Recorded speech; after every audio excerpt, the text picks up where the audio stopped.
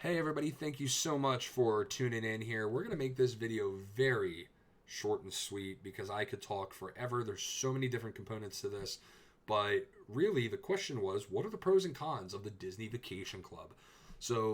One of the biggest pros that I'm going to be honest with you is the cost savings. I mean, you're able to stay at resorts that I never would have paid cash for ever, and you're able to stay through the Disney Vacation Club. And that is got to be one of the biggest pros of this. And that's why people join. Before, me and my family have a 7-year-old and a 4-year-old. We were go, go, go, always on the go, don't care about the room, let us sleep, get up, shower, change, get out the door. But once you have kids, it kind of slows down a little bit. You're kind of more focused on the pool. Hey, what are the restaurants like? Let's go back and take a nap. Like, that's kind of how your world evolves. And now we really fit into a DVC family. It really just it makes sense for us because you're going to stay at some really nice resorts. And I'm on DisneyVacationClub.com. These are all the resorts you can stay at if you buy in. And just really quickly, you're buying into a resort specifically. You're not buying into just one collective pool. I mean, in a way you are, but essentially, if you called up Disney right now today and said, hey, I want to give you money, they're going to go, great, give us your money. Here's the contracts we have available. We have an Animal Kingdom Villa contract. We have an Old Key West contract. We have a Polynesian contract. And you're going to pick your home resort. The home resort takes us into the biggest con that I've heard from people. The biggest con. And the biggest con is that it's a booking window issue. For your home resort, say you pick, well, for us, Disney's Polynesian Villas and Bungalows, that's our home resort. That means every up to 11 months in advance, we can book a room. That's a huge advantage because everybody else has to wait till the seven-month window to book. And the same goes for other places. So if we wanted to stay at Old Key West, which is where we're actually staying in January, we had to wait until the 7-month window to even look for a room. So that could be a big advantage. I mean, it's a huge advantage for your home resort, but it could be a huge disadvantage. Now, I'll tell you, I've never had a bad experience finding a room where we wanted to find a room.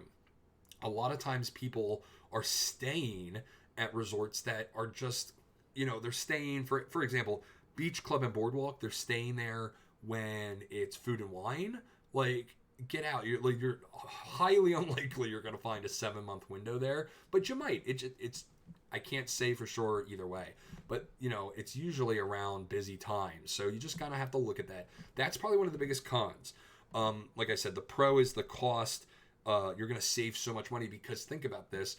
This is the cash price right now today for our stay at Disney Wilderness Lodge. Now we're not staying there. Our resort isn't available for that trip, but $500 a night. We're staying 6 nights. That's $3,000. Now think about that in 20 years, 30 years from now. That's not going to be $500. That's going to be $800. Maybe even a little less, maybe a little more. So now that room just went up to $4,000, $4,500, $4,600 a night. And that's a lot more money. That's the cash value. But for DVC, the way it works, without getting into detail, is this is like a points chart. This is free for anybody to go look at. They can't up the prices on the points. So when you buy into DVC, you're buying, for example, 100 points. You're getting 100 points per year, and that breaks down, and this is what you can get for 100 points. You could stay for a week in a deluxe studio. You could stay for, a week in a 1-bedroom villa for 157 points. That's how this works. You get points, you spend them based on this chart. But the difference between the cash price and DVC is these numbers are semi locked in, and I'll get into that if we need to, but like in another video. But for now, all you need to know is they're not going to up the price. So you're buying today what that room cost is, and you're locking it in. So that's why people that bought in the 90s, while they don't have as much time as we have now, they're rolling in it because their return on investment's got to be huge because they bought it at such a cheap price, and now they can stay at these amazing rooms, and it's just amazing. So we can get into that. I could talk for hours, but that's a huge pro. Number one pro. number one pro is the cost savings. Now, another con would be that it is just your room. A lot of people get a little confused sometimes. They're like, well, what else does this come with? Well, at the core, it's just your room. But think about it. That's 1/3 of your trip cut out. You don't have to worry about the room. You only have to worry about tickets and food. Now, another positive, a pro, is that you do get, if you buy directly, a pro is you get a 20% off card. It's a blue card. You get 20% off all merchandise. And you know Disney prices, that adds up quickly. We saved hundreds and hundreds and hundreds of dollars. You get a discount on some food. You definitely get a discount on the dining plan. And I think a slight discount on tickets, maybe. We've never used the discount on tickets. We go through like my wife's work or whatever, and we get discounted tickets. But and you get access to the one of the AP passes, the annual passes.